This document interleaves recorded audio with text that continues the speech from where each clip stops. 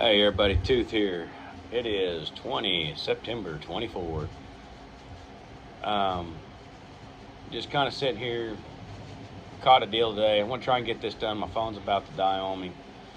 So this morning, waiting for the adulting stuff timelines to line out, caught a survey talking about which gun tuber gives you the best information. There was only really one on there I recognized, which is Grant Thumb. I watch him for entertainment, not going to lie about it. There was GRBS on there, I think is one of the other ones that sounded familiar. The only reason I know that is because Wired Tight kind of talked about a comment he made on one of his videos. But the thing that really gets me is Trench Grenade's the one that put the survey out. Then Trench Grenade puts out another video this evening talking about Arrow sucks. Don't buy cheaps. He's talking about buy BCM. So here we assemble guns, we guide people on.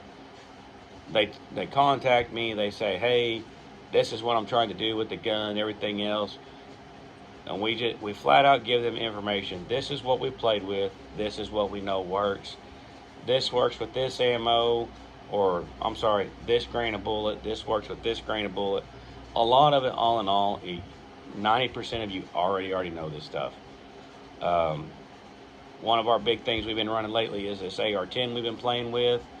We're shooting M80 ball. We're getting sub MOA. Take it to the range. We're shooting it. We're playing with it. And a lot of people start asking questions. Whoa, what ammo are you using? That's really tight for an AR-10 or for an AR period. And I was like, hey man, $20, I'll give you my build specs. And then we move on from there. We're not professionals by any means. We're not a business by any means. But I'm not going to give you my information for free when I'm the one fitting the bill to build the gun. And so Trench Grenade puts this video out, Arrow sucks. Well, with this gun, there's a lot of Arrow parts in it. A lot of the guns that we have assembled for people, worked on for people, have all been Arrow. A lot of them have been Arrow. It's one of the ones we highly recommend here. And I've got an Arrow 5.56 BCG sitting in one of my guns right now. I've got an Anderson, 100% Anderson. Don't ask me how many rounds are on the Anderson. Generally, I have a 5.56 can that holds 400 something rounds. Back in the day when we were running the Anderson a lot, that dude probably went through 9 cans. And it's not just sitting on the flat range shooting or anything like that. This is, we're going to put it to the test. We're going to do what we want to do. Working with some of the other guys I used to work with, doing body armor tests and stuff like that. I mean, this gun got work. Just for shits and grins, one day, we decided to do a 7 magazine dump through this gun. No brakes. And it's an Anderson. It's 100% Anderson off the wall. And I mentioned onto a Trench Grenade channel, I commented on there, if you're going to sit here and rant like this, you need to put your money where your mouth is. Show us what you're talking about. Do I recommend buying a PSA? I don't know. I don't own a Palomino State Armory. Do I recommend buying Anderson? If you're going to buy those stripped uppers and lowers, 100% go for it. The only true malfunction that I've had roll through here on my guns has been from a DPMS. And after sitting down, looking at when I bought the gun, which I think was 2008, 2009, so the gun was almost 20 years old.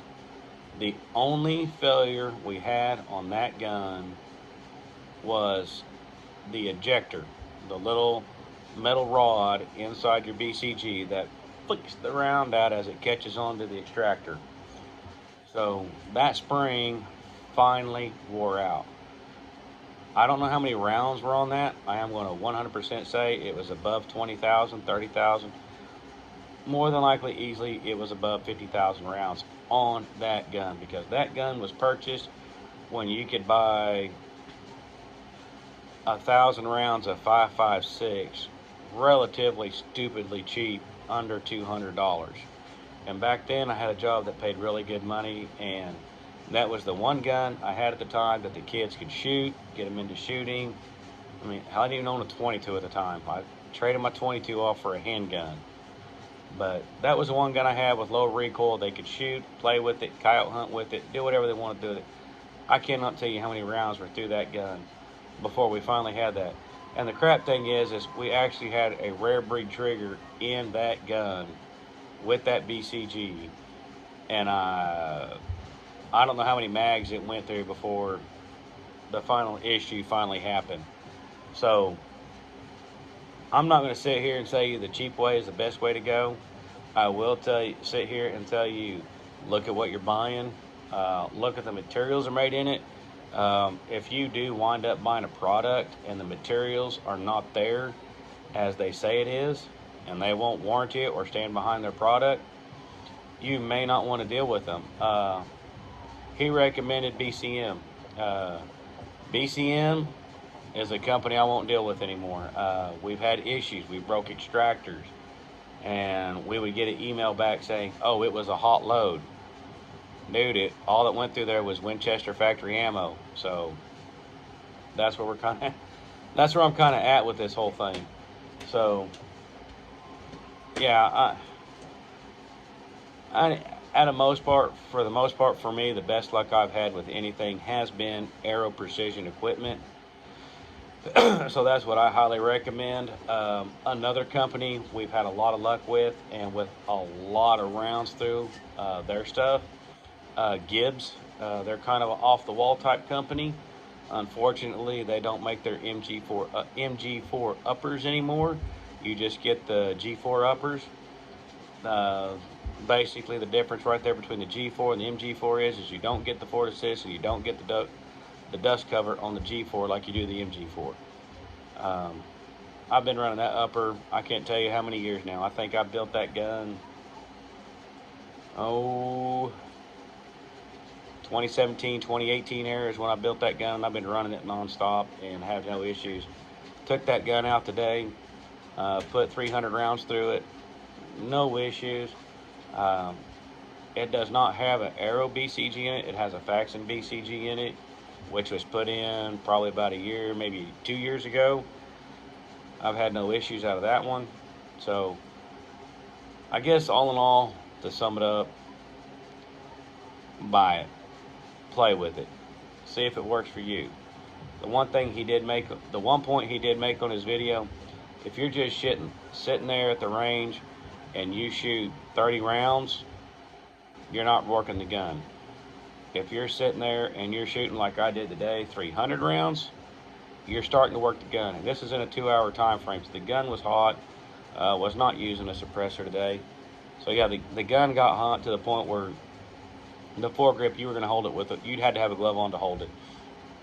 No meltdown. If you're interested, I could throw the specs out on that build. So far, I've been pretty happy with it. The barrel has been shot up enough. It is starting to opening up on the groups. It's not sub MOA anymore. Don't care what ammo you run through it. But yes, we do use a lot of round counts. And on his video, I'm sorry, talking about E7 not making money. I'm an E6.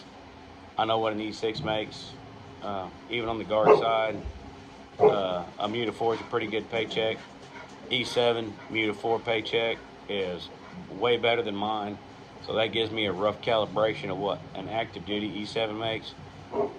Probably a good chunk of more money. So when he goes, oh, you can't bust off because you're poor. No, E7s make money. Anyway, that's what I got to say. And I did put a comment in his chat. Didn't mean to call him out on it. I did point out a point he brought up in PCCs are dead to me. It's probably not the gun, it's the magazine. That's been our experience here with a couple of PCCs we've had come through here. So the Glock magazine is 30 rounds. Not really found one that's 100% reliable yet, but hey, we're working on it. If we find one, we'll let you know. But anyway, that's what I got to say. My little rant this evening.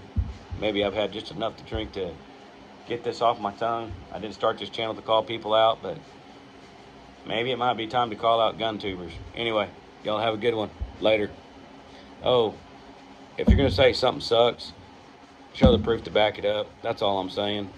If I got something that breaks, I'll show you. Later.